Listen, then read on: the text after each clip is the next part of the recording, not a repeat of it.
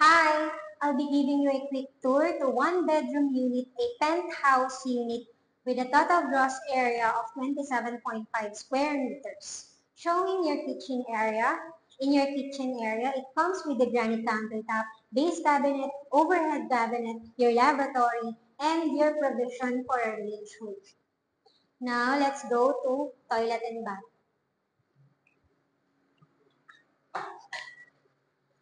In your toilet and bath, it comes with the floor tiles, wall tiles, lavatory, cabinet, and a toilet bowl. This is your shower area. It comes with a niche, wall tiles, floor tiles, and a provision for a water heater. This area could be your living and dining space. Now let's go to your bedroom.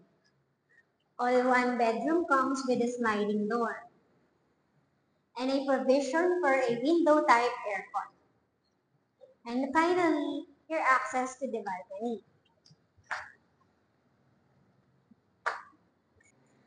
This property is a rear unit. This is facing east, so this view is Antipolo, and this side is north side or the Marikina area. If you're interested to acquire to any DMCI Homes properties, you may reach me through my contact details posted in this video. Thank you for watching.